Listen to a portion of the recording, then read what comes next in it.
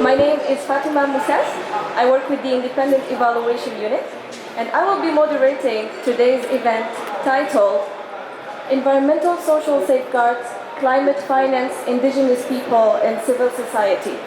And before starting, I would like to briefly introduce the work of the IEU. So we are the Independent Evaluation Unit of the GCF. We report directly to the board. And our objectives include disseminating lessons learned, producing high-quality evaluations, informing decision-making of the board, and also informing the UNFCCC and the Paris Agreement. So, as many of you know, the importance of including or engaging indigenous people and civil societies in climate change actions and policies was recognized by the COP to the UNFCCC, including in the Cancun Agreement. So the aim of today's session is to give a snapshot on how or to what extent civil society and indigenous people can be effectively included or linked to climate finance. For this, we have with us an interesting and diverse panel that I'm going to introduce as we go along. And the format of this talk is going to be as follows. As we have 8 panelists, we are going to start by having 4 presentations of 4 minutes each, then break for discussion. Then again, we're going to resume with the 4 other presentations, and I'm going to open the floor for questions and comments. So, without further ado, I am going to give the floor to our first speaker, who is Andreas Reuman. And on my far left, Andreas Reuman is Principal Evaluation Officer at the Independent Evaluation Unit. And my question to you, Andreas, is, since the Independent Evaluation Unit is currently reviewing the environmental social safeguards of the GCF, can you please tell us what have we learned so far from this evaluation in 4 minutes? Over to you, Andreas. Yeah, okay. Sorry. Maybe I'll come over there. So, Fatima, thank you very much for this kind introduction. So, I wanted to briefly talk to you about.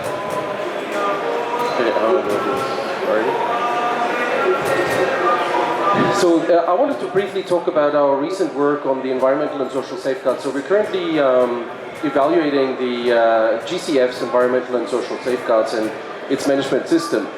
And to that extent, we really want to know on how the GCF is mitigating, managing and preventing adverse impacts, environmental and social adverse impacts, and as well fostering the co-benefits we all need for a better social performance.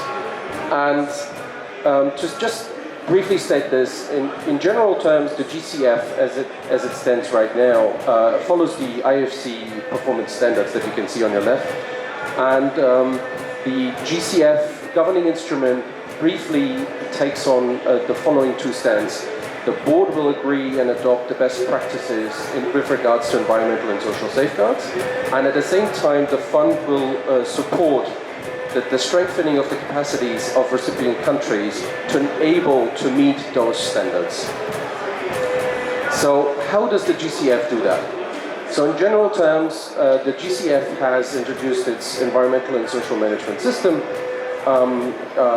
several years ago, and under this environmental and social management system, it basically placed its environmental and social policy.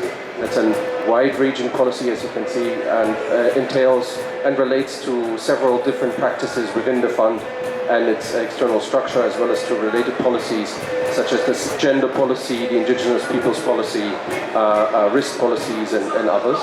And at the same time, underneath there, they have introduced the environmental and social interim standards. Those standards are the equivalent of the IFC standards. And in addition to this, it also seeks to provide enough guidance through guidance papers and manuals in order to reinforce this. So without going through much more, I would like to come, because it's only 4 minutes, I would like to come to the key findings, key emergent findings, when looking at this structure of the environmental and social safeguards that we find here at the GCF. And let me just briefly say, how did we go about this? So we looked at 5 different dimensions to better understand how environmental and social safeguards are understood by the GCF. So we looked at the GCF structure, we looked at the GCF processes and operations, and next to this we also looked at the question of how ESS standards incorporated in the design and the approval process of GCF-funded projects. Then we looked at the implementation on the ground, so how is this understood by the accredited entities and the implementing entities on the ground. And lastly, we looked at the likelihood of the results and the unintended results that we may find at this early stage of the fund. So for this, I'm only going to focus on 2 things today. So I'm looking at the standards and the structure, and secondly, I'm only looking at the approval process to give you a snapshot of what we have found. So here we've done a benchmarking study on what are the main gaps when looking at the IFC standards vis-a-vis climate finance space. And what we found, the limitations are quite clear here. There's one, the human rights and the non-discrimination efforts are not clearly reflected in the standards, and hence the GCF has not found a good tool in the IFC standards to ensure that it looks consistently through its guidance at human rights. Another point is the benefit sharing. So there's no clear adopting of how we ensure benefit sharing across the different projects and the different portfolios. Another point is sexual harassment. So as you may know, the IFC standards do not include sexual harassment. This is currently picked up by one of our other independent units. So the IEU, the Independent Integrity Unit, works on that in order to ensure that the GCF finds a tool to ensure sexual harassment is looked at. And next to this, it's also about the access of remedy. So there's no comprehensive requirement concerning the access to justice when looking at participatory process, when looking at remedy in particular. And last but not least, the indigenous people's rights. So as we looked through the different standards and how they are reinforced in the GCF and in the wider climate finance space, we found that the latest update on the international laws and principles dealing with indigenous people is not well reflected. So now moving on from the structure to another interesting area, which is the process, the project approval process. So once the GCF has looked at the funding proposal and agreed to fund, and once the board has then approved the funding proposal, it comes to a stage where they look at the different conditions that have been placed throughout this approval process. So the FAA condition, funding activities agreements conditions. And when we looked at this, we looked at all conditions that are out there. So as of the July 8, 2019, we had about 1,452 conditions. Most of these conditions have a timestamp. So they have a certain specific time of when they have to be met. Either before the first funding, before the first tranche is being paid out, or at a certain stage. When we then drilled down to the ESS Sorry to interrupt you, Andreas. If you walk us through your final yes, okay. Okay. When you look at this, you find that the ESS conditions are to a larger extent not time bound. So that poses a risk for monitoring. And so just to say on monitoring, when we drilled further into the monitoring question, we found that there was no clear operationalization, no clear guidance on how they would ensure good monitoring and reporting. And I leave it at that. Thank you very much. Thank you so much, Andreas, for your presentation. I'm going to quickly open the floor for a clarificatory question. If you have a clarificatory question on what Andreas just has presented. And I see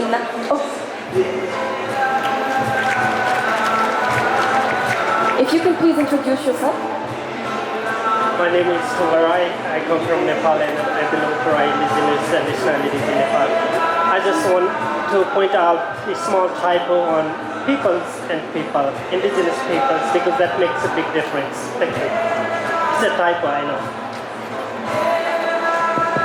Thank you.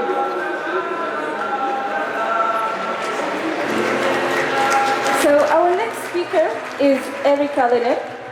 Erika Lennon is Senior Attorney at the Center for International Environmental Law. So, Erika, as your work with the GCF focuses on climate finance and the development of safeguards, what is your reflection on the importance of indigenous people's rights and ESS in general? Sure. I'm going to just sit here. So I think that having strong best practice environmental and social safeguards, including an indigenous people's policy, a gender policy, and access to information policy is essential to the GCF not causing harm in communities. And I think that's why, that's one of the reasons why we pushed so hard for that to be in the COP decision when the GCF was created. And it's why we pushed so hard at the board, because what we don't want to see is climate action that harms people. We all know we need climate action, we all know we need more climate action, but that shouldn't be at the expense of people's lives, of people's homes, of people's lands, and their rights need to be respected. And so you really do need to ensure that there are strong environmental and social safeguards and they're met before the project actually begins. Ideally, they would be met and demonstrated in the project approval documents, and so it would make it clear there. I think one of the problems we have right now, so I think, the environmental and social policy is good. It has some good principles. It has good principles on human rights. It is not necessarily compatible with the interim environmental and social safeguards, which are the IFC performance standards. The Indigenous Peoples Policy is not at all compatible with ESS 7 because ESS 7 or Performance Standard 7 is significantly weaker, I would say, than the GCF's Indigenous Peoples Policy. And so there's a disconnect there. And I think one of the things that we've seen, the GCF is obviously developing its own environmental and social safeguards, which is something civil society has long pushed for, because it needs to have these strong standards. And one of the problems with the performance standards is that they allow for delayed compliance, and that they allow for sort of this no, they don't have to be met right up front, and no, they don't necessarily have to be done then. And so you can have a period of time when there are harms that are being caused because they haven't been met. And so I think what we would want and what we encourage the GCF to do if they really want to be a best practice leader is that they need to develop strong environmental and social safeguards over the next year and a half, I think is the timeline laid out, that those should be based on international law and human rights law and the rights of indigenous peoples, and that they really should strive to set a bar, because the way the GCF works and the way the GCF functions with working with so many accredited entities, including new, small direct access entities, is that the GCF can really set a high bar for what it means to really have good environmental and social safeguards that don't harm people, that don't harm the environment, and that should be the goal, and it can really lift everything up. And I would say one of the other things is that the GCF does have a really strong accountability mechanism, and so they can provide strong access to remedy, but that requires making sure that you have a strong information disclosure policy and strong requirements on stakeholder participation. Because we all know that when you involve people in project design, from the very beginning when you're designing the project, all the way throughout implementation of the project through to the very end, that's when you're going to have better projects, they're going to lead to better climate action, and you're going to get better benefits for people on the ground. It's going to face less opposition. And so really having a strong safeguard on stakeholder participation would both create better projects with the GCF, but also make sure that access, you're finding on access to remedy, make sure that you really do have access to remedy on sort of these participatory matters and on procedural rights. And so I think that's really key, because if you don't have if you don't have the safeguards in place, then they can't be followed. So there need to be strong safeguards in place. Then there needs to be strong enforcement of those and making sure that they're really complied with in the project design. And absolutely, they need to be time bound so that you cannot actually start a project before you have followed the safeguards, because otherwise you're going to get to harm. And that's the only way to ensure that local communities, that indigenous rights are respected, that indigenous people's rights are respected, and that the GCF is contributing to more benefits than harming people in the name of climate action. Thank you, Erika, for your messages. I'm again opening the floor for a quick comment or yes. Hello, my name is Alethea Phillips. I'm from the Omaha tribe of Nebraska. I spent 4 months out in Standing Rock, North Dakota during the Dakota Access Pipeline. And so one thing that we found was that JP Morgan Chase, Wells Fargo, Citibank, all the major American banks were involved in financing the Dakota Access Pipeline and extraction industries on indigenous lands. The World Bank claims that they don't invest into the extraction industries, but they do give out loans to all these major banks who do. So going forward, what can we do to ensure that the World Bank isn't financing these pipeline projects vicariously? And also, when we talk about safeguards for indigenous peoples and not coming through harm, how do we actually hold these financial institutions accountable prior to these like 1.5 year cutoff dates where, you know, Dakota Access, we were out there for nearly a year, and we knew that Wells Fargo and all these major banks were financing the security measures on the pipeline and the security that was shooting at us, tear gassing, and all of this equipment that they had used. I will try my best. I think the answer to the first question is that there needs to be transparency about financing. And that there's increasing the everywhere blended finance, lending through financial intermediaries, and that also requires having in place rules and safeguards for ensuring that you can follow the money. Because if you can't follow the money and you don't know who's financing it, then you don't know whose door you can go knocking on when you need to seek remedy or who you need to hold accountable for harms. And so I think that's essential. And then I think that, you know, for entities like the GCF who works through accredited entities, making sure that the entities they're accrediting have in place their own strong environmental and social safeguards and indigenous peoples policies, a track record to the extent that they're existing entities, a track record of complying with those policies helps, and ensuring that there's strong avenues and access to remedy and strong avenues for grievance redress, particularly for the international institutions, which often comes from independent accountability mechanisms, is the one way. Thank you, Erika. Maybe we can take another question. Okay, so just building on that, I was going to ask you, Erika, what is your assessment of the accredited entity portfolio of the GCF in terms of their ability to withhold the environmental, social, and safeguards to the standard that you would hope? It's a mixed bag.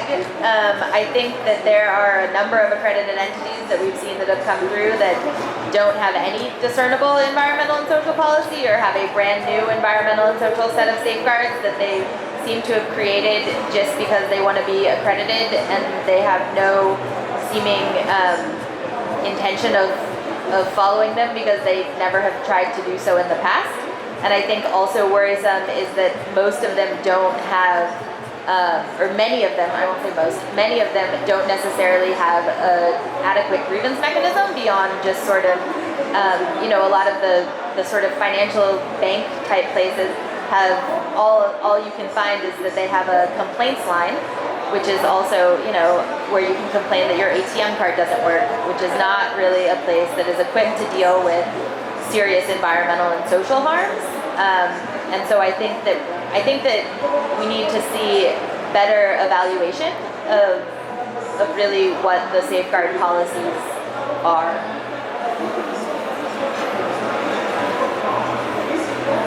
Thank you, Erika. Next, we're going to hear from Amy Duchelle, who is Senior Scientist and Team Leader for the Climate Change Team at CIFOR. So, Amy, we know that the successful implementation of RID Plus depends on community engagement. What are the lessons learned in this regard from the RID Plus CIFOR's perspective? Over to you, Amy.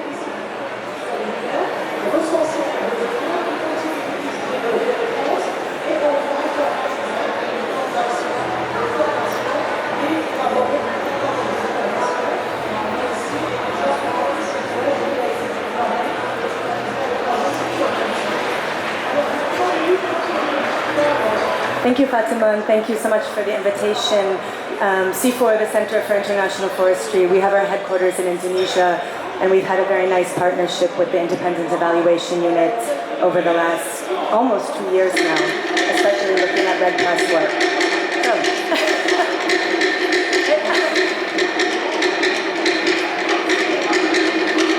Yeah.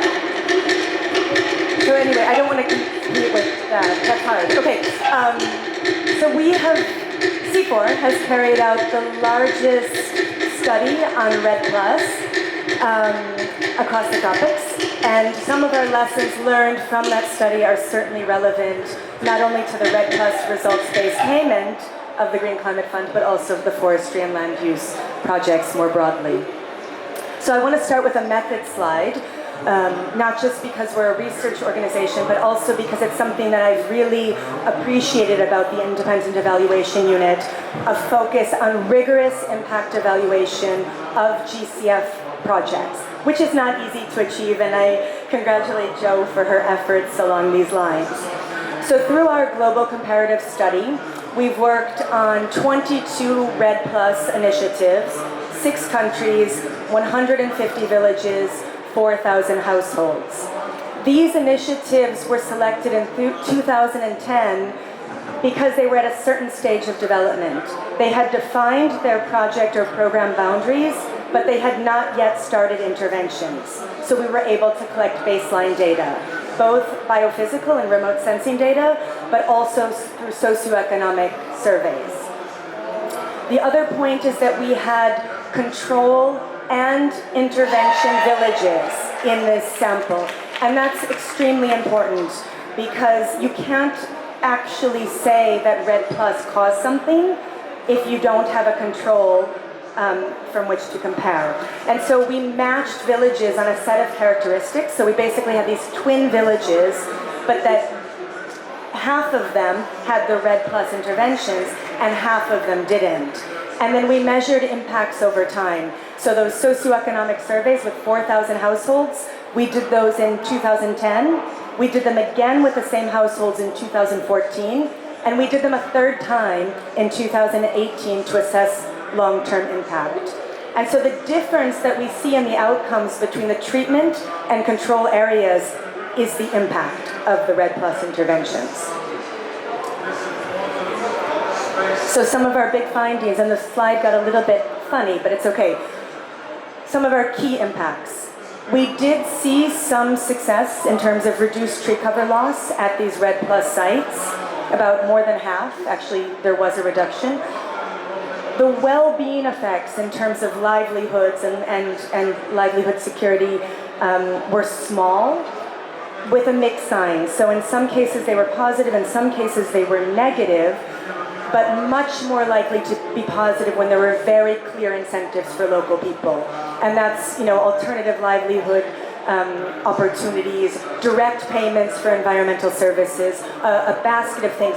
We know that. We know how important incentives are, but we were really able to quantify that communities that did not have those incentive components were negatively affected by the restrictions associated with the Red Plus initiative. Land tenure is highlighted as a persistent challenge.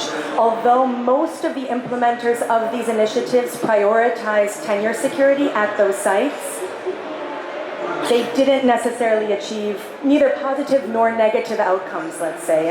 And so we really see this as something very hard to address at the project level.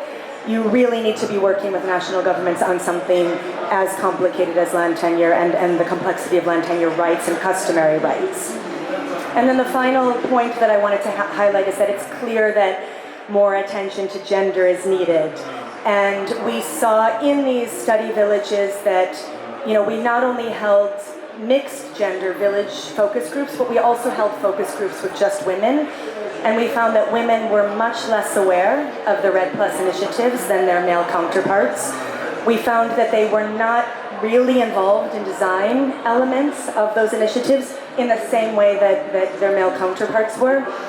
And we also found that the reported well-being of women in Red Plus villages was actually lower over time, and we're still trying to figure out why that was. But our conclusion from that is that really gender sensitive at least, but even better gender responsive interventions are truly needed at these places.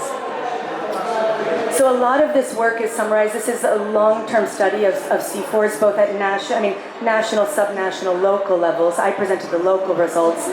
It's in our book, Transforming Red, which was published last year, and a new publication with World Resources Institute, Forest-Based Climate Mitigation, Lessons from Red Implementation.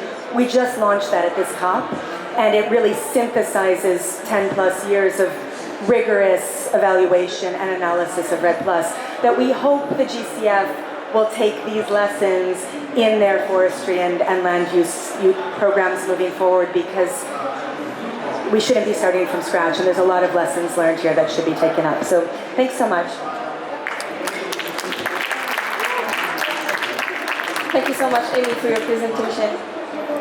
I'm going again to open the floor for one quick clarificatory question. Thank you very much. I wonder if you looked at Cancun Agreement on Red Plus as one of your parameters to see impact of Red Plus, because this, for us, for indigenous peoples, Cancun Safeguard is one of the standards that Red Plus has to meet. So if I were evaluating Red Plus relations, then I would have put it as one of the parameters to see the impact. For example, 2 of the 6 points of Cancun Safeguards explains participation of indigenous peoples, one. And second one is alignment, compliance with United Nations Declaration on the Rights of Indigenous Peoples. Those could be some of the parameters you could see the impact. And then second one is, I understand some of those initiatives are bilateral and some of maybe through different financing mechanisms. But we see that Article 6 is getting so much difficult here now, and user proceeds and share proceeds, IDMOs and all of these things. So how do you see the perception or the position of those conflicted communities in terms of these kind of complex issues?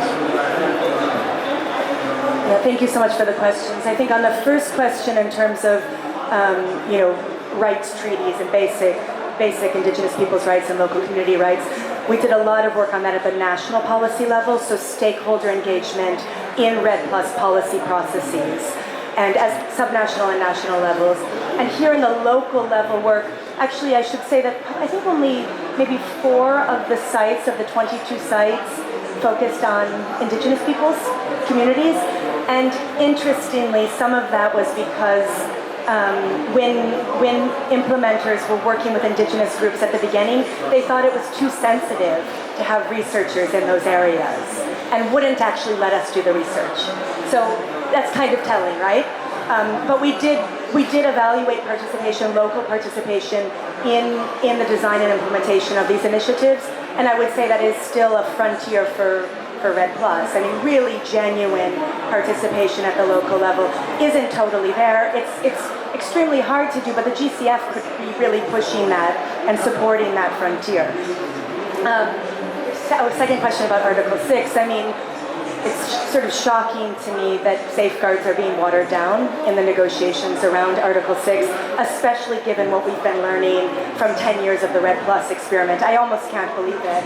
And I don't know if it's going to turn around by tomorrow or not, let's see. But it's pretty shocking, and I think we shouldn't accept it as an international community. We'd rather have no outcome than an outcome like that, right?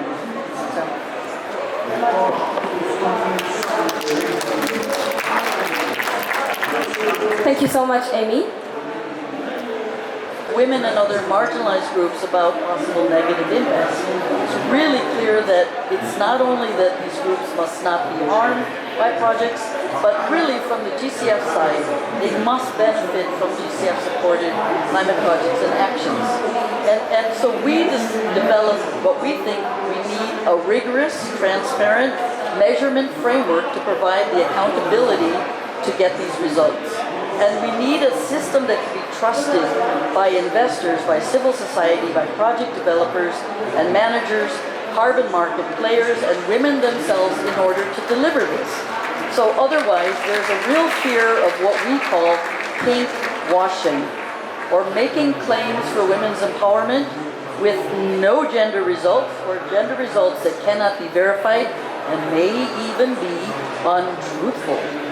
So we want to see that there's this system put in place, and we want to see that it goes beyond the do no harm. We know there are many investors as well, not satisfied with their investments just doing no harm.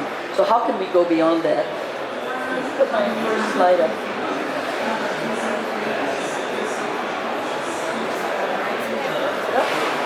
Okay, it's up. Thanks.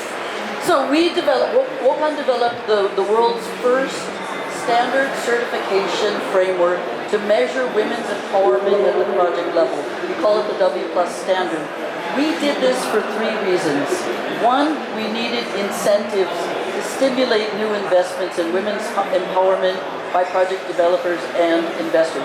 That's because we've been working in this sector for 20 years, trying to get, especially in the environment sector, to try to get programs and projects and organizations to incorporate gender, and it has not been successful. There has not been a sufficient carrot nor stick that can drive that kind of change. And then comes along the GCF as a game changer with this policy, and so that brings that kind of stick and carrot means what we think is needed. 2, we needed to increase the rigor and accountability of gender initiatives. We had to go beyond the measurement of outputs and inputs and get to a results-based mechanism. So we developed that. But 3, and for WOCAN this is the most important reason, we see women's groups and women's associations at the community level as having vast and untapped potential to address the problems of food insecurity, poverty, and climate change, and no one is delivering financial resources to that level. So what could we do about it?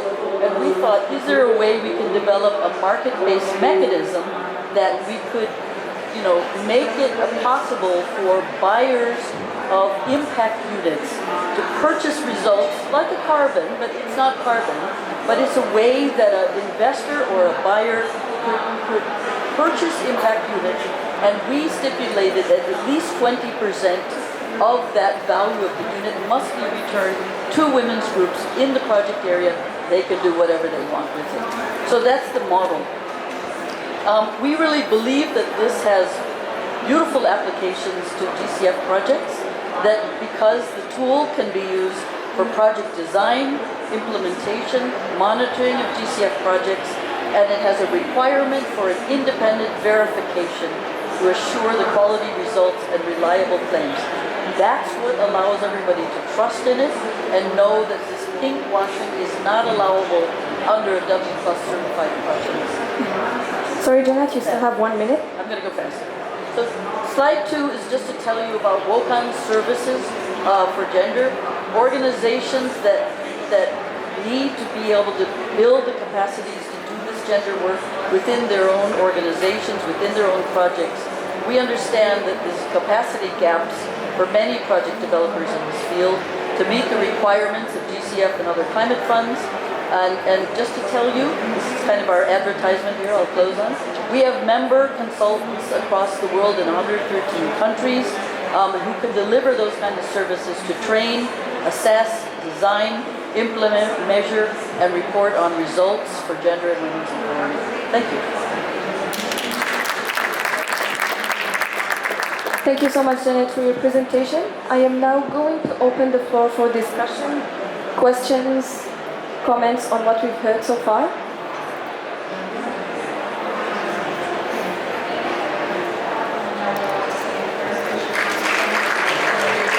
Manja Reuter from the from the International Climate Initiative in Germany. Thank you for your presentation. I would like to know what are your conclusions. Why haven't you been successful yet? Because it sounds so obvious and so important once you say that. So. Why we haven't been successful in getting gender incorporated? That's a big question. There's a lot of biases within the very male-dominated institutions that tend to manage projects around agriculture environment. CIFOR can tell you this. I'm a forester by training as well, and it's been a very difficult slog to get these these organizations, including some of the very large climate organizations that you all know, whose names I will not pronounce, it's just not been seen as an important thing to do. It didn't matter whether you did gender or you did not do gender. So I think this is the question here. How do we make it matter? How can it become a compliance element of GCF? Where, again, we're all hugely inspired by GCF's policies, and we're very keen to help see that it's implemented and adhered to. Thank you very much for this very interesting panel. It's actually not a question, rather it's maybe an answer, or trying to provide an answer. I mean, I'm from CIFOR, so we work a lot on gender and natural resources, forest. And what we see actually is exactly what you were saying actually, Jeannette, is that a lot of money, a lot of attention, you could find it in projects about gender. But then when you look at the way it was done, it's more about not doing harm, counting women. It's like you see, okay, we have 100 women in the meeting, so we are fine. And very, very, very little of this money goes to transform relationships. Because you know, gender is a relationship. It's not woman and man. You have to change behavior, you have to change cultures, you have to, and this is not done. And that's why when those projects are finished, we go back to business as usual in terms of gender. And this is what we really need to understand. We need to embrace this complexity by having the funds, having the people who can do that, to change, to transform relations, to transform the structural cause of vulnerability and marginalization of women. But if we just do cosmetics, we are not going to change anything. That's my...